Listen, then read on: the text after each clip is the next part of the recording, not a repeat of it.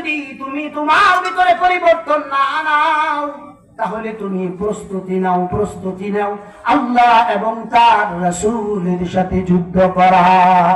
তারপরে আল্লাহ বলতেছেন, ওয়া ইন তুবতুম ফালাকুম রুউসু আমওয়ালিকুম লা তাযলিমুনা ওয়া লা তুযলামুন। আল্লাহ কয়, আমি আবারও বলতেছি, ও আমার বান্দা, তুমি যদি ওখান থেকে ফিরে আসো, সুদী লেনদেন থেকে যদি ফিরে আসো, আল্লাহ বলেন লা তাযলিমুনা ওয়া লা তুযলামুন। আল্লাহ কয়, তুমিও কারো উপর জুলুম করিও না, তোমার উপর আল্লাহর পক্ষ থেকে জুলুম করা হবে না। এখন আপনি আপনার নিজেকে জিজ্ঞাসা করেন, আপনার নিজেকে আপনি রিমাইন্ডার দেন যে আজকের এই আলোচনা শোনার পরে আপনি সুদী কারবার থেকে ফিরে আসবেন কিনা। যদি সুদী কারবার থেকে আপনি ফিরে আসতে পারেন, আপনার জীবনের জন্য কামিয়াবি, জীবনের জন্য শান্তি, শুধু শান্তি না, আপনি মারা যাবেন, সন্তানগুলো ভালো হবে, তারপরে যে সন্তানগুলো আসবে এরাও ভালো হবে। কিন্তু আপনি যদি সুদী লেনদেন করে, সুদী কারবারি করে আপনার বাড়িঘর অট্টালিকা নির্মাণ করে যান, এতটুকু নিশ্চিত থাকুন আপনার সন্তানগুলো এই টাকা দিয়ে ভালো কাজ করবে না,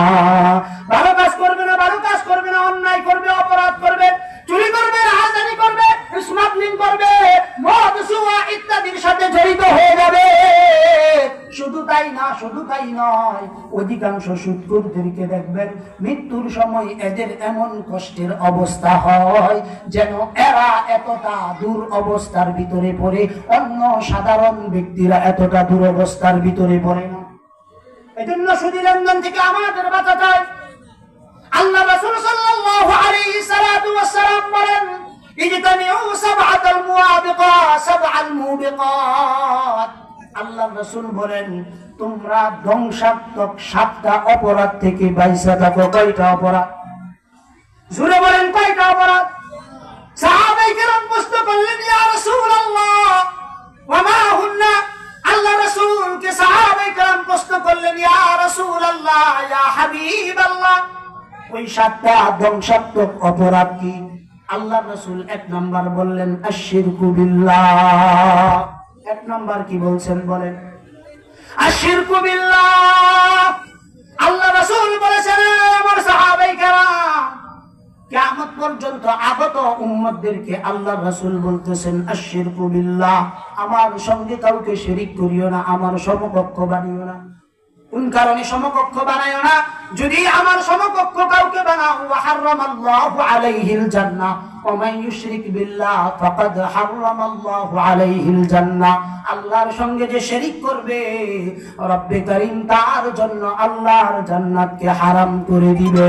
কি করে দিবেন? আল্লাহ রাসূল 7টা কারণ বলছেন। 7 কারণের ভিতরে আল্লাহ রাসূল প্রথম কারণ উল্লেখ করেছেন, আশিরকু বিল্লাহ। আল্লাহ বলেন, আমার সঙ্গে শরীক করিও না।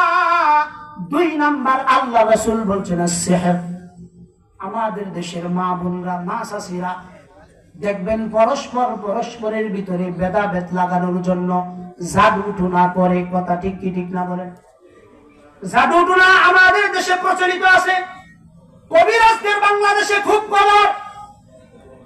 আর কবিরাজরাও এত পদ্ধতিতে মানুষকে ধোঁকা দেয়। আপনি এতটুকু নিশ্চিত থাকুন, যারা কবিরাজি করে, যারা কবিরাজি নেই, একজনও জান্নাতের গ্রাম পাবে না। এজন্য জাদু টুনা আল্লাহর পক্ষ থেকে হারাম। মা বোনরা যারা আসছেন, অনুরোধ করে বলি, স্বামীর ছোট ভাই বিদেশে গেছে, স্বামী স্ত্রীর ভিতরে যেন অমিল লাগায়, এজন্য বড় ভাইয়ের বউ কবিরাজের কাছে যায়, কবিরাজি আনে, আইনা পরস্পরের ভিতরে গেঞ্জাম লাগায়। শ্বশুরের অনেক টাকা আছে, শ্বশুর শাশুড়িকে বশ করার জন্য কবিরাজের কাছে গিয়া তাবিজ কবজ আইনা বিভিন্ন খাদ্যের মধ্যে উল্টা পাল্টা ফু দিয়া এগুলো খাওয়ায়। আল্লাহ রাসূল বলেন, 7 কারণের 2য় কারণ হলো সিহর। তোমরা কেউ জাদু টুনা করিও না। কে বলতেছে? আল্লাহ রাসূল নিজে বলতেছেন যে তোমরা শিরক করিও না। 2 নাম্বার, জাদু টুনা করিও না। কে বলতেছেন? আল্লাহ রাসূল বলতেছেন, জাদু টুনা করিও না। ওয়াকাতলুন নাফসাল্লাতী হারামাল্লাহু ইল্লা বিল হক। আল্লাহ বলেন, যেই মানুষের রক্তকে আল্লাহ তাআলা হারাম করেছেন, ওই মানুষকে বিনা অপরাধে হত্যা করিও না। কে হারাম করছেন বলেন? আরো শুনে বলেন, কে হারাম করছেন?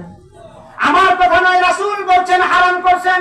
আল্লাহ তাআলা তার আগে হারাম করছেন, মিন আজলি যালিকা কাতাবনা আলা বনি ইসরাঈল আন্নাহু মান কাতালা নাফসান বিগাইরি নাফসিন আও ফাসাদিন ফিল আরদি ফাকান্নামা কাতালান নাস জামিআ ওয়া মান আহইয়াহা ফাকান্নামা আহইয়ান নাস জামিআ। একটু জোরে বলেন না আল্লাহু আকবার।